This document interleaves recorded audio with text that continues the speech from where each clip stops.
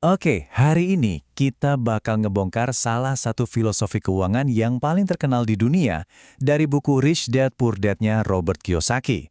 Kalau kamu siap buat ngubah total cara pandang soal uang, nah, pas banget karena kita akan bahas tuntas di sini.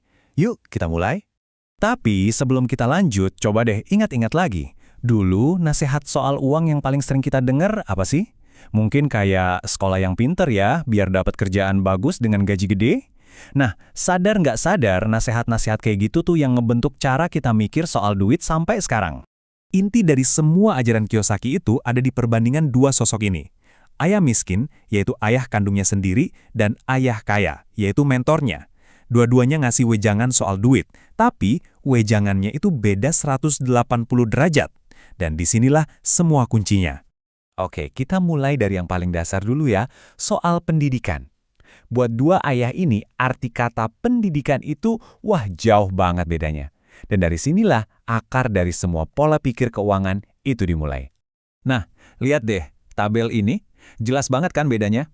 Ayah miskin itu fokusnya ya sekolah formal, dapat ijazah, tujuannya apa? Biar dapat kerjaan yang aman dan stabil. Sementara ayah kaya, fokusnya beda. Dia lebih mentingin melek finansial, belajar investasi, belajar bisnis. Tujuannya apa? Bukan cari kerjaan, tapi mencapai kebebasan finansial. Jadi pertanyaannya tuh bukan cuma sekolah di mana, tapi lebih ke buat apa sih kita sekolah? Oke, sekarang kita masuk ke bagian yang menurut Kiyosaki paling penting buat ngebangun kekayaan. Serius deh, kalau dari semua pembahasan ini kamu cuma boleh ingat satu hal, ya ini dia. Gini, definisinya simple banget. Aset itu apapun yang ngasih duit ke kantong kamu. Contohnya, rumah kontrakan yang tiap bulan ngasih duit sewa, saham yang ngasih dividen, atau bisnis yang jalan terus bahkan pas kamu lagi tidur. Intinya, aset itu yang kerja buat kamu. Nah, kebalikannya nih, ada liabilitas. Ini adalah apapun yang ngeluarin duit dari kantong kamu. Pikirin deh cicilan mobil, tagihan kartu kredit, dan, nah ini nih yang sering jadi perdebatan, bahkan rumah yang kamu tinggalin. Loh kok bisa? Ya karena tiap bulan kamu harus bayar cicilan, bayar pajak, bayar biaya perawatan. Semuanya itu kan ngeluarin duit kan? Beda pola pikir, ini kelihatan banget di cara mereka belanja. Orang dengan pola pikir ayah miskin seringnya beli liabilitas, misalnya mobil baru yang keren, tapi nganggapnya itu aset. Padahal ya, tiap bulan duit keluar terus buat bayar cicilannya. Sebaliknya, orang dengan pola pikir ayah kaya fokusnya beda.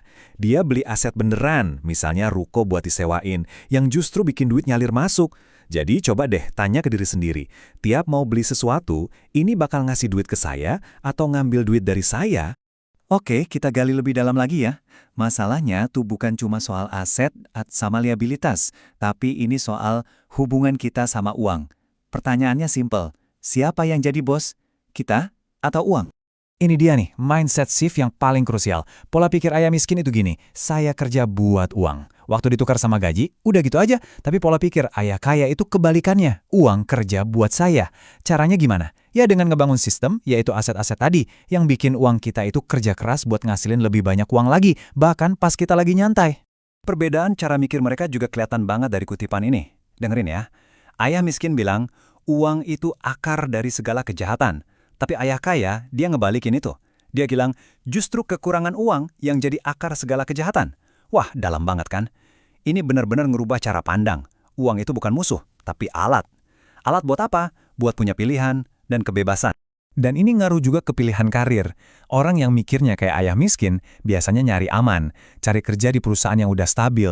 Nah, orang yang mikirnya kayak ayah kaya, dia nggak mau cuma ada di dalam sistem. Dia mau bikin sistemnya, jadi pengusaha. Kenapa? Biar dia yang pegang kendali, dia yang bikin peluang. Bukan cuma buat dirinya, tapi juga buat orang lain. Oke, kita udah lihat nih semua perbedaannya. Dari cara mikir soal pendidikan, aset, sampai kerjaan. Terus, intinya apa sih? Apa goal akhirnya? Apa sih pesan utama dari Kiyosaki? Ini dia intinya. Punya gaji gede itu beda sama jadi kaya. Percuma gaji gede kalau nggak pintar ngelolanya, ya habis-habis juga. Kunci sebenarnya itu ada di kecerdasan finansial, kemampuan buat bikin uang kita beranak pinak. Gampangnya gini deh, ini bukan soal seberapa gede ember kamu buat nampung air, tapi soal seberapa banyak sumur yang bisa kamu gali. Nah, Filosofi ayah kaya ini tujuannya buat ngehindarin kita dari jebakan yang namanya rat race atau perlombaan tikus. Pernah ngerasa gini nggak? Kerja makin keras, dapat kenaikan gaji, malah nambah cicilan baru. Akhirnya kita lari terus di roda hamster, capek tapi nggak kemana-mana. Itulah rat race. Terus gimana dong cara keluarnya? Kata Kiyosaki ada 3 langkah. 1. Belajar soal duit. Tingkatin literasi finansial kita. 2. Geser fokus. Jangan cuma mikirin kerja buat dapat gaji, tapi mulai fokus ngebangun aset. Dan yang ketiga, ini puncaknya. Ciptain passive income. Bikin aliran duit yang masuk terus, sampai di titik di mana kamu udah nggak perlu lagi kerja buat cari uang. Nah, itulah kebebasan finansial yang sebenarnya. Sebagai penutup, saya mau kasih satu pertanyaan buat kamu renungin. Coba deh, setelah dengerin semua ini, jawab jujur sama diri sendiri. Selama ini, cara kamu ngelola duit, keputusan-keputusan finansial kamu, lebih mirip siapa? Ayah kaya atau ayah miskin? Jawaban kamu bisa jadi langkah pertama buat perubahan besar.